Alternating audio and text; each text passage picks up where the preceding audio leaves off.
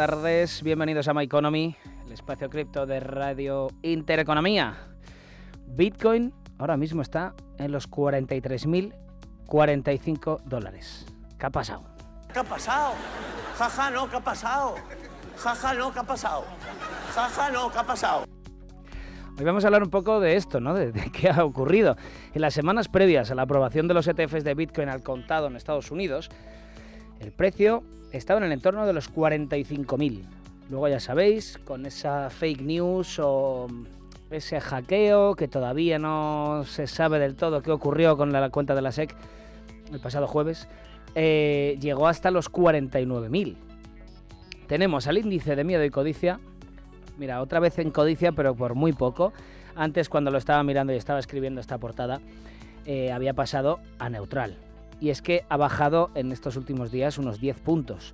La dominancia de Bitcoin ha caído también, está cayendo 3 puntos porcentuales en esta semana o en estos últimos días desde la aprobación del ETF hasta el 51%. En las semanas previas, cuando hablábamos a diario sobre este tema, la mayoría de analistas no preveían una gran subida, pero tampoco esta corrección.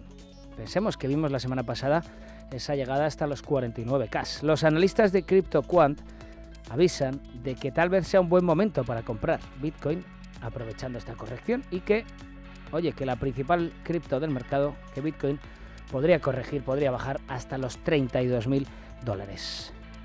Sí, también lo veían los de CryptoQuant subiendo muchísimo para finales de año. Otros analistas ya preveían esta situación. JP Morgan había sido de los más agoreros con la aprobación de los ETF y con la ganancia de este último mes. La entidad avisó hace un par de meses de que veían a Bitcoin sobrecomprado, que esperaban una corrección y que la escalada de Bitcoin no era sostenible. Otro puntazo en el que también cayó JP Morgan es que las acciones de las mineras de Bitcoin iban a tranquilizarse un poco, porque también es verdad que hemos visto mucho tiempo como subían como locas.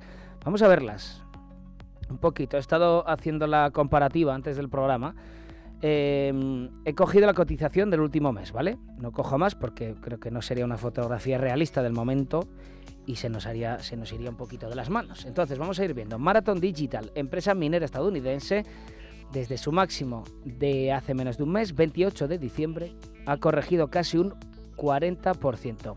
Riot Platforms, lo mismo, otra minera, corrección de un 60% desde el 28 de diciembre. Bitfarms, corrección de un 30% desde el 27 de diciembre. Coinbase, corrección del 30% desde también 28 de diciembre, donde era su último máximo.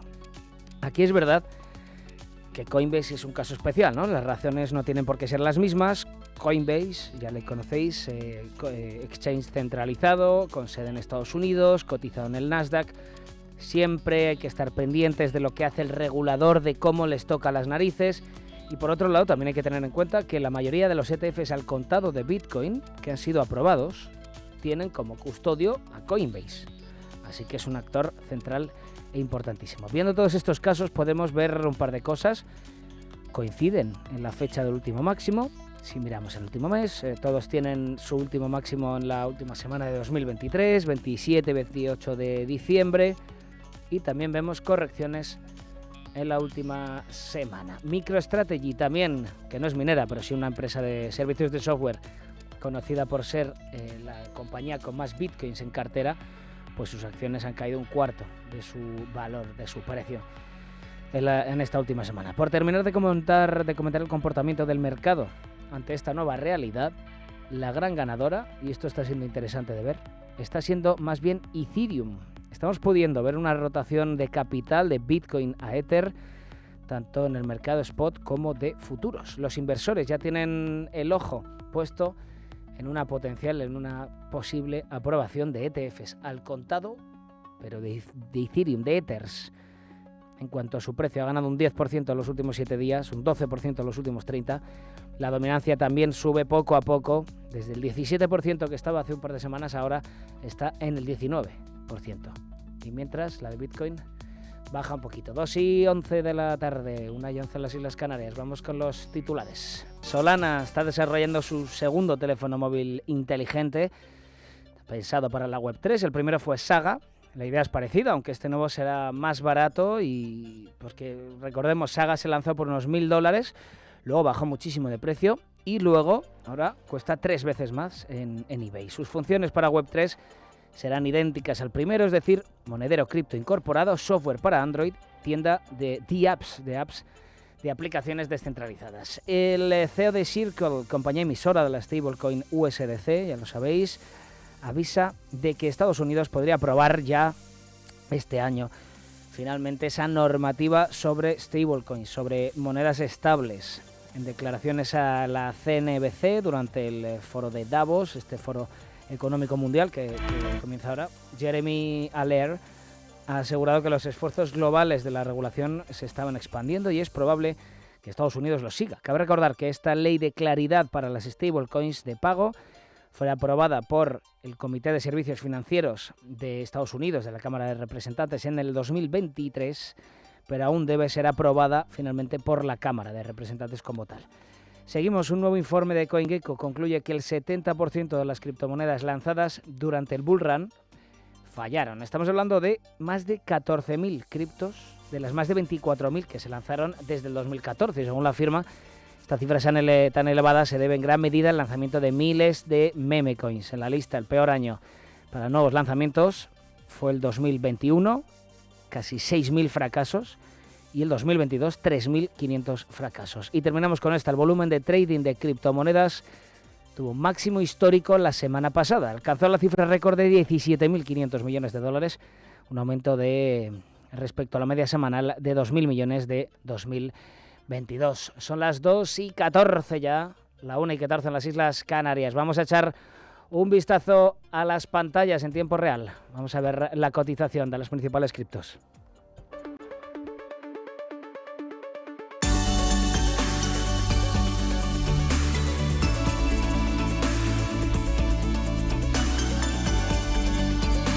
He puesto antes un poquito en situación, esa bajada de la dominancia de Bitcoin un poquillo, ahora por debajo del 50%, la de Ethereum en el 19% más o menos, subiendo un poquito. El market cap global, la capitalización de mercado de todas las criptomonedas, ha aumentado hoy un 0,7% y está en los 1,7 trillion de dólares. Tenemos a Bitcoin en los 43.094 dólares, ganando un 1% en el día de hoy. Eso es verdad que se deja un 7,5 en los últimos 7 días. Ethereum 2.542 dólares, ganando hoy un 0,3%. En los últimos 7 días se lleva un 12%. Tenemos a BNB ganando un cuarto de punto en los 318 dólares. Ganando, eso es en los últimos 7 días, un 5,6%. Solana, de las que mejor se están comportando en este último mes, 42.000 millones de market cap, ganando un 2,5% en la jornada y en los 96,96 dólares. XRP, el token de Ripple Labs, 57 centavos, corrigiendo un 0,2%. XRP y ganando un 2,5% en los últimos 7 días. Cardano, 54 centavos, ganando un 1,3% en la jornada. Tenemos a Avalanche corrigiendo un poquito hoy, medio puntito porcentual, 36 dólares. Y terminamos con Dogecoin, 0,082 dólares. Ganando un punto en la jornada y más de un 5% en los últimos 7 días. 2:16 de la tarde, 1:16 en las Islas Canarias. Vamos ya con el primer análisis de la jornada.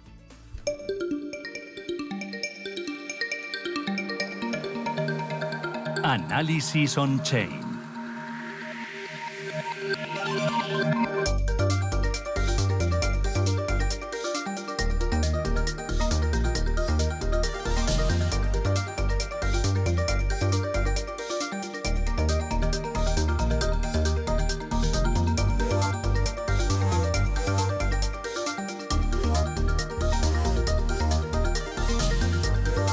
En la portada estábamos comentando un poquito cómo se está comportando el mercado cripto tras la aprobación de los ETFs, que es verdad que muchos analistas apuntaban a que podría estar descontado, ¿no?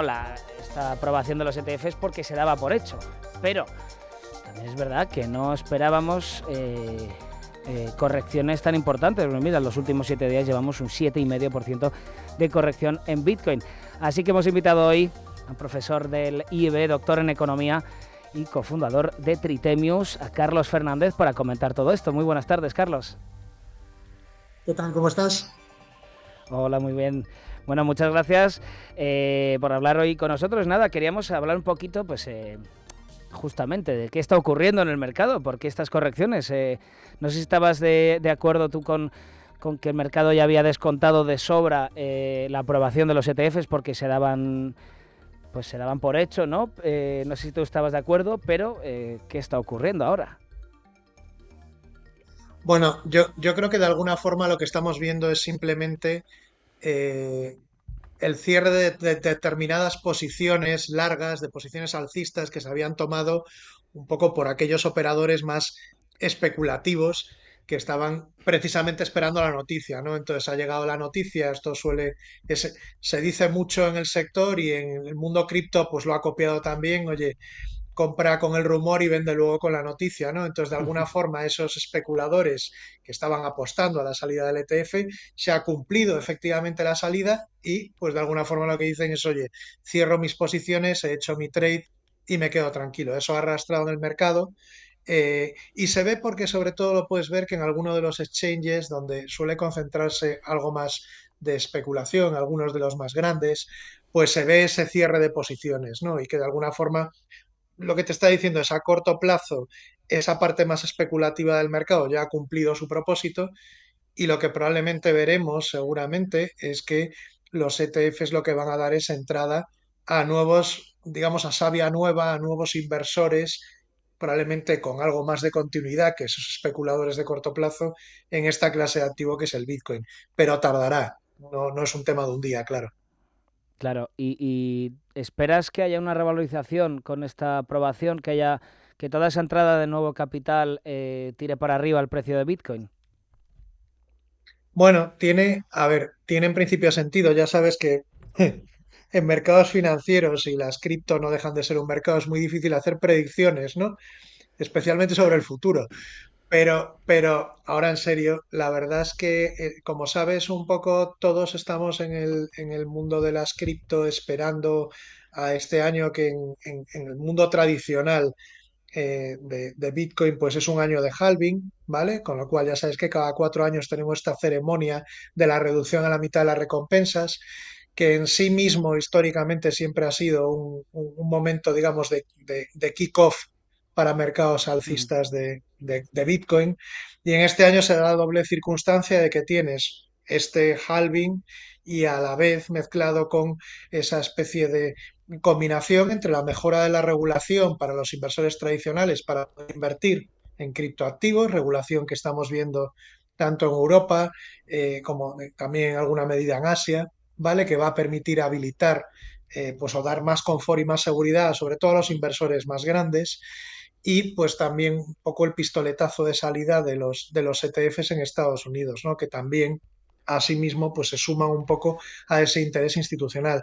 Entonces, sí parece que hay motivos sobrados, ¿no? Para que a medio plazo Bitcoin pueda ir bien o pueda subir en precio.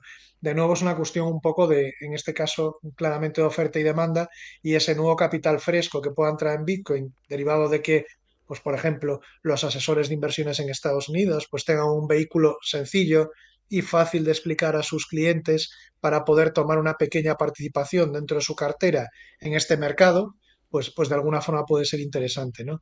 Es verdad que yo te diría también que estos primeros días yo te diría, me permito aventurar un poco que hay una parte de la caída de mercado que tiene que ver con la pura cierre de posiciones especulativas, tiene todo el sentido, y hay otra parte que tiene que ver también con un poco el trasvase de posiciones que se está produciendo entre algunos inversores que están más cómodos teniendo inversiones a través del ETF que teniendo inversiones a través de otras proxies, otras aproximaciones al precio de Bitcoin, ¿no?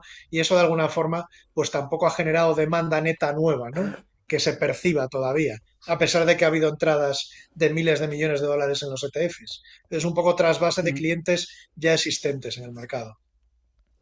Has dado muchas claves ahora de lo que va a ser 2024, has hablado de ese halving, has hablado de entradas en vigor de regulaciones y has hablado también de Asia. ¿Te estás fijando especialmente? El otro día vemos aquí una noticia, decía una firma de capital riesgo asiática, cuyo nombre ahora no me acuerdo, la verdad, pero decían que el efecto de la aprobación de los ETFs de Bitcoin al contado se iba a notar mucho más en países asiáticos ahora mismo que en Estados Unidos o en Europa. No sé si tú estás de acuerdo, no sé si te estás fijando ahora mucho en Asia también. Bueno, lo que pasa es que siempre, la verdad es que no es una novedad en este mercado.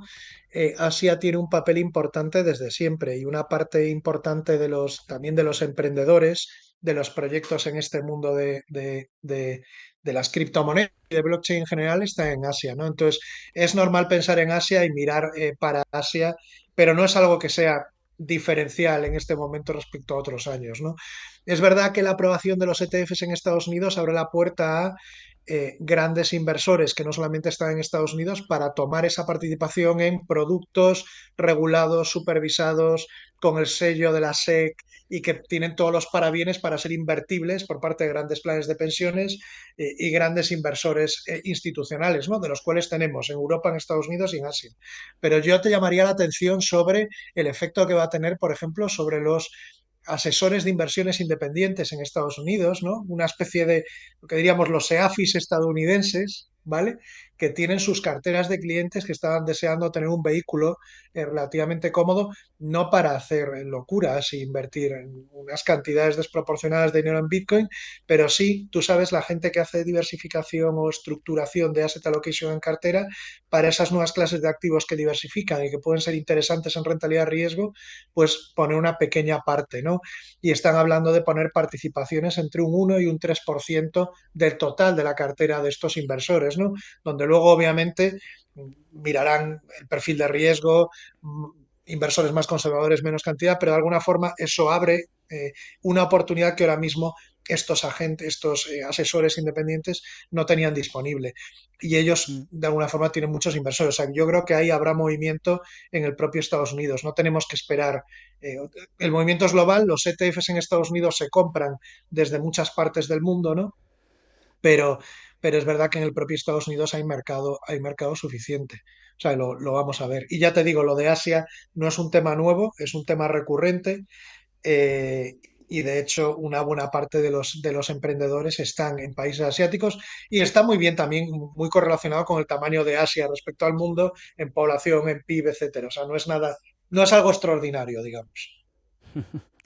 Em, También me pareció interesante, que lo he contado un poco en portada, corrección de empresas cotizadas en Wall Street relacionadas con cripto. Pues estamos hablando de Marathon Digital, estamos hablando de Coinbase, estamos hablando pues, de Bitfarms, de Riot Platforms, MicroStrategy también. ¿Crees que al final, bueno, se debe a que llevaban una ganancia en las últimas semanas muy elevada y que simplemente es una corrección normal porque ha bajado un poco el precio de Bitcoin? ¿O crees que hay otras razones detrás? Pues mira, yo creo que de nuevo son dos motivos fundamentales. Hablando en general, más allá del caso particular de cada una de ellas, hay dos, digamos, motivos macro claros. Uno es que al igual que pasaba con la gente que estaba un poco especulando de forma previa a la aprobación de los ETFs, alguna parte de los inversores en esas compañías estaban aprovechando un poco esa tendencia previa a la aprobación del ETF.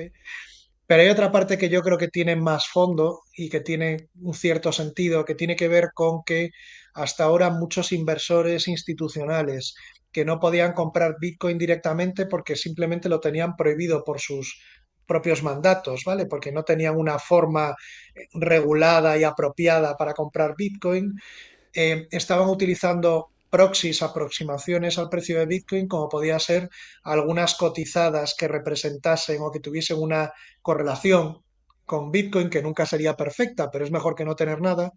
Por ejemplo, es el caso de MicroStrategy, que se estaba moviendo con una cierta relación con Bitcoin, pues porque obviamente tiene su balance lleno de Bitcoins, ¿no? O como podía ser con las compañías mineras, ¿no? Que las compañías mineras también tienen una cierta correlación con el Bitcoin, aunque aquí de nuevo te pasa un poco, que yo lo he explicado muchas veces en el pasado, lo que te pasaba con las mineras de oro y el oro, ¿no? No necesariamente la correlación es tan alta y hay drivers diferentes y la forma en la que se comportan, pues tiene una cierta relación, pero no necesariamente comprar una minera de oro no es comprar oro, comprar Ujú. una moneda de Bitcoin no es comprar Bitcoin. Son buenos negocios cada uno, pero son diferentes.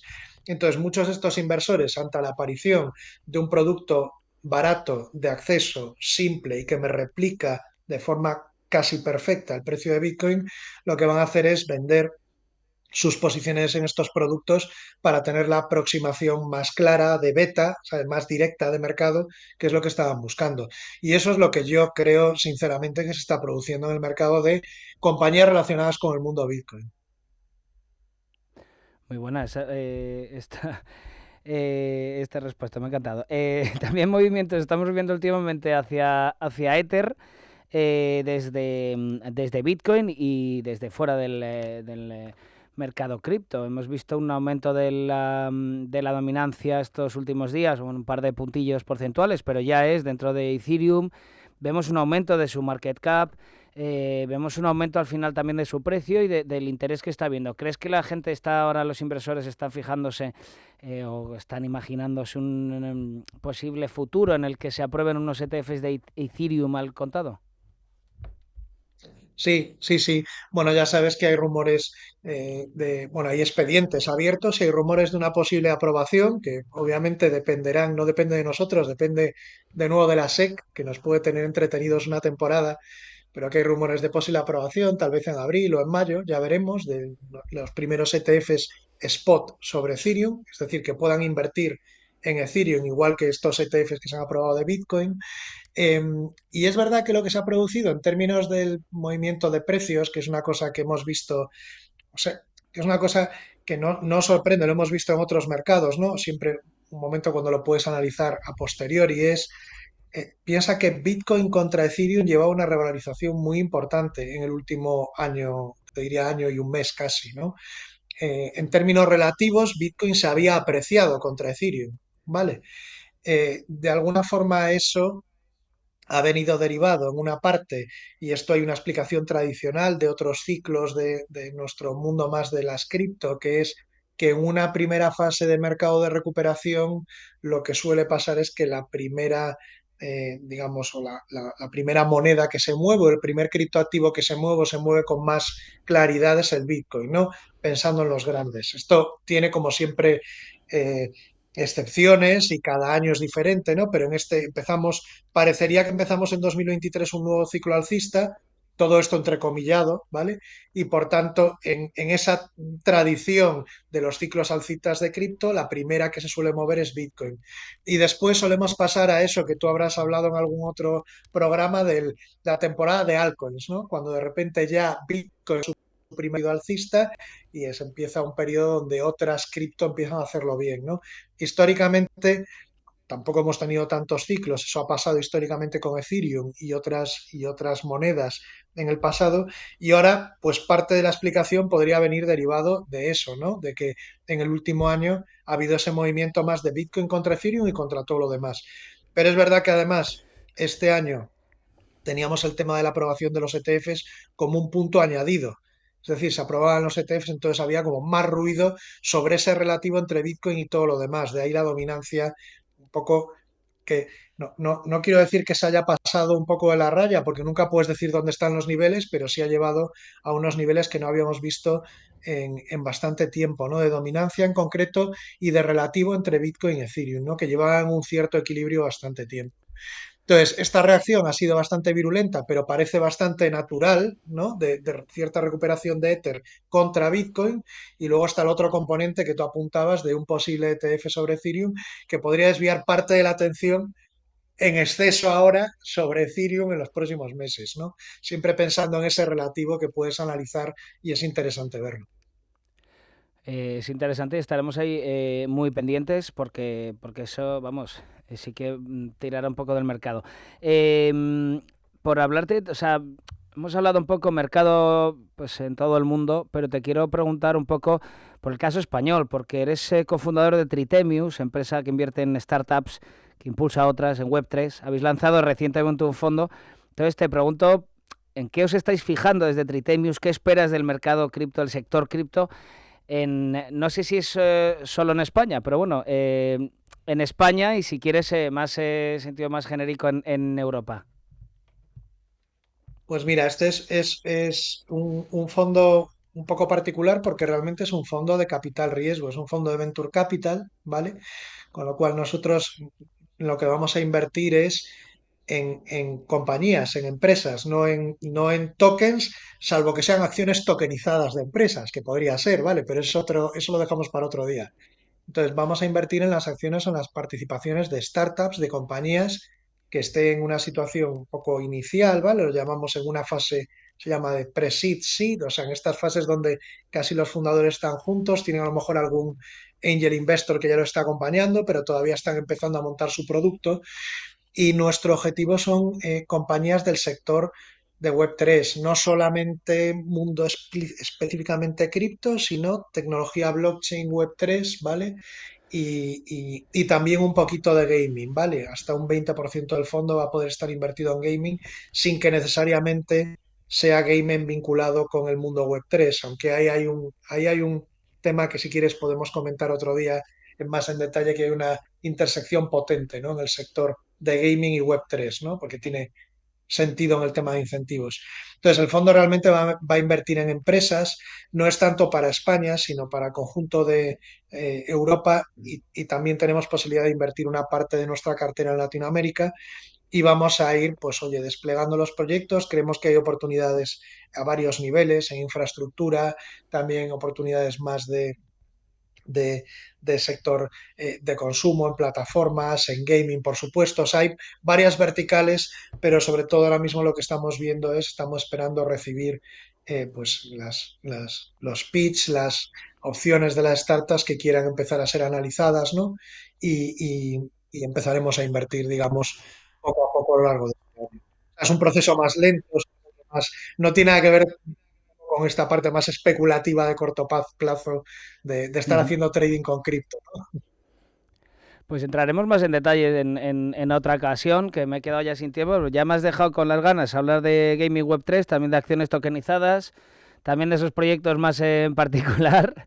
Así que nada, Carlos Fernández, cofundador de Tritemius, doctor en economía, profesor del IEB.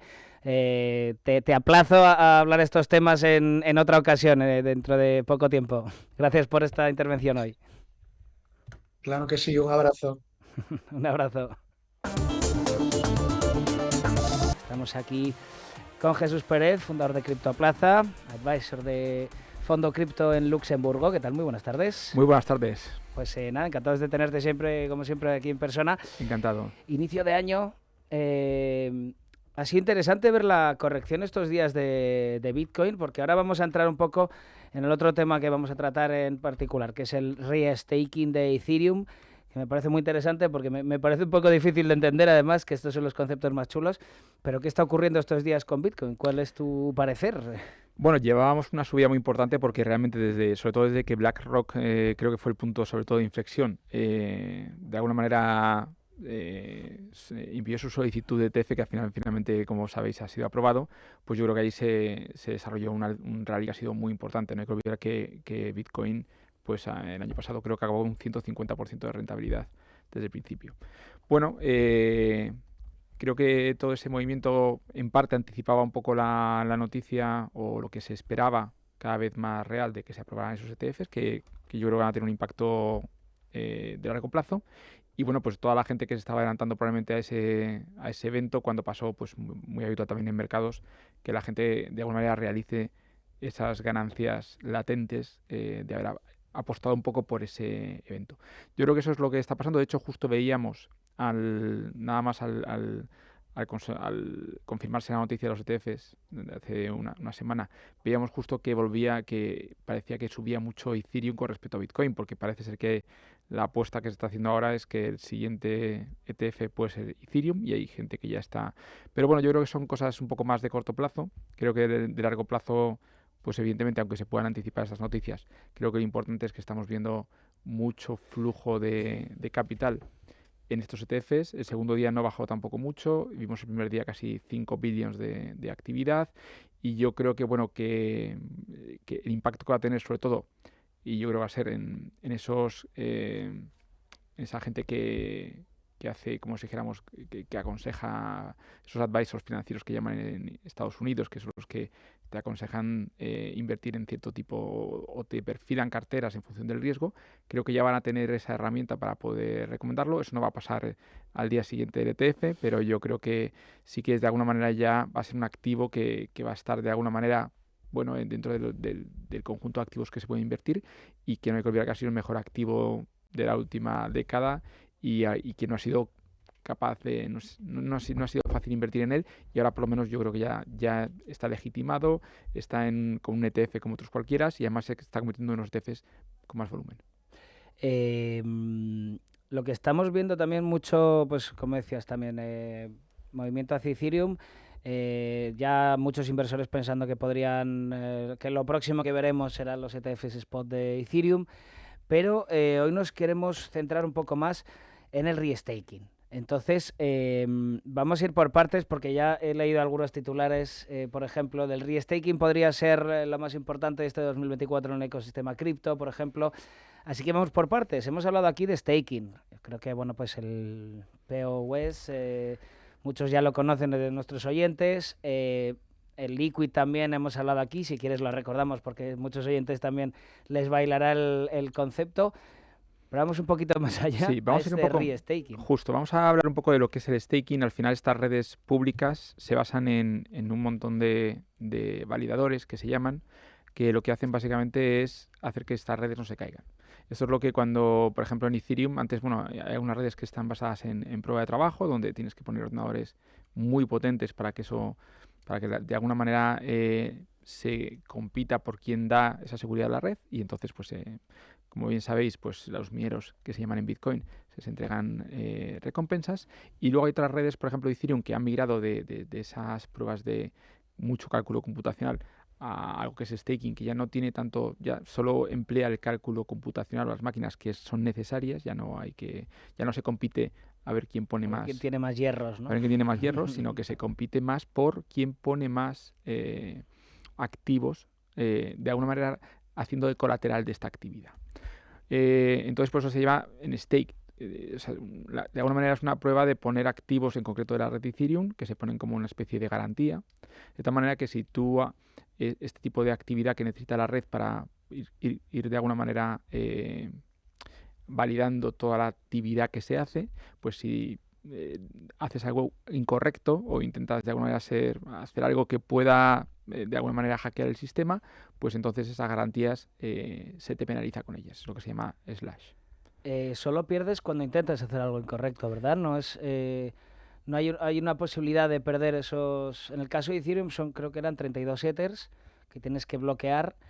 Los puedes perder aunque no hagas nada malo, por así decirlo. Bueno, hay diferentes tipos de redes más estrictas o menos. Hay algunas, por ejemplo, que no es que hagas nada malo, sino, por ejemplo, si te tienes que comprometer a que no se caiga el servidor. O sea, que hay veces que se te penaliza. Por ejemplo, que podría no ser tu culpa. Tienes un apagón en casa. Un apagón. Entonces, hay redes muy estrictas y porque quieren que de alguna manera la red siempre tenga esos validadores funcionando, y entonces pues deciden penalizar al que, por ejemplo, está un día entero sin caído, ¿no? Por eso tienen que tener alguna de estas redes, y cuando ya nos ponemos a dar este tipo de servicios, pues tienen que tener mecanismos para que de alguna manera, pues si se cae en un sitio, pues tengan respaldo, ¿vale? Hay que tener cuidado porque también, claro, no puedes tener el mismo nodo con el mismo stake haciendo dos cosas a la vez. Eso sería, por ejemplo, hacer algo incorrecto, ¿no? Que sería un poco tratar de... Entonces, te penalizan por diferentes cosas y esa penalización, básicamente, lo que hace es apropiarse de ese colateral o esas garantías que pones a la hora de hacer este proceso. Entonces, a ti de alguna manera te recompensan. En Ethereum, por ejemplo, cuando empezó la red a recompensar, pues se recompensaba en torno al 10-8%. Ahora, como hay tanta gente formando parte de esta validación, pues está en torno a un 3-4%, y eso es a día de hoy lo que uno puede, si con Ethereum decide hacer esa actividad, remunerarse. Pero no todas las redes de staking tienes que bloquear tanta cripto, ¿verdad? Hay algunas, por ejemplo, que te hacen bloquear por ejemplo, como Ethereum, 32, que es una cantidad importante. No hay que olvidar que también cuantos más, o sea, la red quiere tener muchos validadores, pero también cuando hay muchos validadores piensa que todo ese tipo de información se tiene que replicar en todos.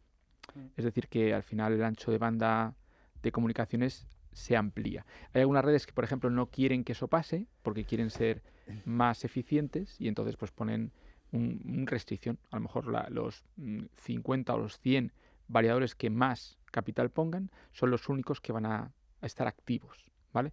Entonces hay diferentes tipos de requisitos. Pero es verdad que, bueno, esto yo lo considero el nuevo tipo, como si dijéramos, de cloud, ¿vale? O sea, igual que Amazon nos da servicios de computación, pues tú cuando entras en esta red estás dando servicios de contratos inteligentes. Es decir, tú quieres desplegar algo o hacer algún tipo de actividad en estas redes, tienes que utilizar estos servicios de contratos inteligentes.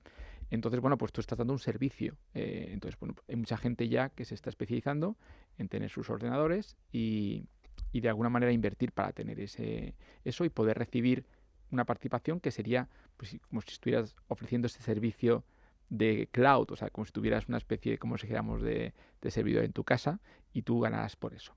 Entonces, bueno, en el caso en el de Ethereum, pues no hace falta más, es una inversión más en esa garantía que dejas que realmente en una máquina potente, porque a día de hoy pues cuesta mucho más esa garantía que lo que realmente cuesta una máquina para poder dar ese servicio en Ethereum.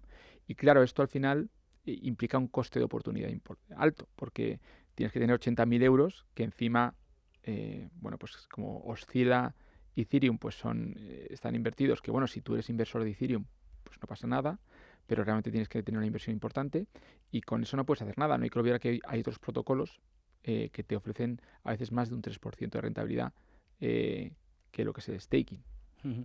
Pero el staking diríamos que es probablemente la rentabilidad dentro de este entorno más seguras. Muchas veces se le compara con bonos de... Con renta fija, con los bonos del Estado, porque en el fondo dices, bueno, si el staking dejara de funcionar, deja de funcionar Ethereum. La red de Ethereum estaría dejando de funcionar entera, ¿no? Entera. Entonces, de alguna manera, estás corriendo un riesgo que, digamos, es el riesgo... Bueno, de hecho, si tú lo haces directamente, pues es el riesgo probablemente menor. Si estás en otro protocolo, te puedes hacer a lo mejor un 8 o un 10, pero bueno, ya tienes más riesgo porque estás corriendo todo tipo de riesgos. Entonces, bueno, pues eso es una actividad muy importante, pero con un coste de oportunidad alto, porque tienes que dejar dinero y un 3% quizá no sea la mejor rentabilidad. Yo lo explico siempre como bueno, una manera de acuñar nuevas monedas. Por el otro lado, Ethereum además quema monedas, ¿verdad? Que cada X tiempo, justamente para mantener el precio, mantener el valor alto, porque si no es algo finito, no tiene valor. Pero entonces vamos a explicar ese siguiente paso, el restaking. Restaking, claro, en el fondo cuando hablamos de redes, las redes al final, gran parte de la propuesta de valor es que, ¿por qué es seguro Ethereum? Ethereum es seguro porque hay miles de ordenadores haciendo esta actividad y básicamente tirarlos o que la red deje de funcionar, pues con toda esta infraestructura es tremendamente difícil. Eso no pasa con otras redes donde hay menos validadores, incluso en redes tan potentes como Solana hemos visto que, aunque este año ya sí que ha tenido mucha más fiabilidad, hemos visto que ha habido años que ha bajado. Entonces, bueno, vemos ahí que las redes necesitan de alguna manera tener, para poder funcionar, un montón de nodos, cuantos más mejor, y que funcionen. Entonces, bueno, lo que hace Restaking, que es muy interesante porque es un modelo que puede cambiar mucho, es que tú puedas también participar en otra red compartiendo la misma garantía. Esto es interesante porque hasta ahora teníamos ese Ethereum que teníamos que dejar como garantía para poder participar de esta actividad y no podíamos hacer nada más. Quizá podíamos hacer el liquid staking, pero ahora lo que nos permiten estos protocolos es decir, oye, con esa misma garantía, por ejemplo, quizá puedas también ser partícipe de otra validación, que por ejemplo podría ser Cosmos. Hace poco se anunciaba muy poquito que Cosmos y que quizá GateLayer, que es el proyecto ahora de Restaking más conocido, que lo tengo aquí en pantalla, no sé si ahora compartimos pantalla, iba a permitir esta arquitectura donde esa garantía se reutilizara para ambos protocolos. Entonces, bueno, esto es interesante por dos motivos. Primero, porque esas redes que necesitaban tener un montón de nodos, de repente pueden pueden de alguna manera publicitarse a todos esos validadores de Ethereum que hay, para decir, oye, ¿queréis también tener algo más de rentabilidad y también participar en este staking? Porque no era difícil para estas redes nuevas que se crean, cada red tiene que crear su grupo de validadores, tiene que crear toda esta infraestructura y a veces no es difícil. Entonces, de esta forma... Como un subprotocolo, ¿no? Claro, tienen que encontrar todos estos nuevos, como si dijéramos, mineros o validadores que quieran también hacer segura su red. Entonces, claro, este proceso es complicado. Vamos a compartir ahora tu pantalla, así lo vemos. Entonces, aquí esto tiene mucho sentido. Primero, le va a dar a Ethereum o al validador staking una oportunidad de hacer algo más de validación en otras redes, con lo cual vamos a tener la posibilidad de tener más rentabilidad. No solo ese 3%, sino que con ese capital tengamos más rentabilidad, y va a haber redes que van a utilizar también o van a, de alguna manera van a proponer a todos estos validadores hacerlo. Entonces Cosmos, por ejemplo, que es una arquitectura de un montón de blockchains, pues tiene sentido claro que también puedan tirar de esta base de validadores. ¿Aseguras la rentabilidad del primer staking y también del segundo? O sea, ¿cómo es posible bloquear el mismo Ether o se puede hacer con más criptomonedas? De momento Eagle Layer se hace solo con Ether. Vale. Entonces lo que está haciendo este protocolo es decir, oye, dame tú o cédeme de alguna manera el control de ese staking en Ethereum, que si falla lo otro que vas a hacer, yo te lo cojo del otro lado. Es decir, que la misma cantidad que tienes bloqueado en Ethereum, ¿vale? Sí. Que tú controlabas tú cuando hacías staking, pues le vas a dar este protocolo, ese permiso, de tal manera que tú sigues haciendo staking, haces staking en otro protocolo y ya ese protocolo, si en algún momento te tienes que penalizar, pues va a tirar de esa cantidad conjunta que tienes de Ethereum. ¿Qué relación tendría entonces con el liquid staking? Bueno, de hecho ahí también puedes dejar, este protocolo te deja también a ti validar o te deja a ti meter también liquid staking dentro de este protocolo. Entonces, bueno, la diferencia básicamente es que cuando tú dejas liquid staking, pues el que hace la validación es el que está haciendo la validación realmente debajo de esa liquidez, y si no lo haces tú directamente. Pero bueno, vas a poder, de hecho ahora mismo el protocolo permite meter ETH líquido, que ahora lo tiene cerrado, y también permite que tú, si tienes un validador, participes en esto. De hecho, en CryptoPlaza hemos hecho un validador específico para poder participar directamente, porque ahora está cerrado.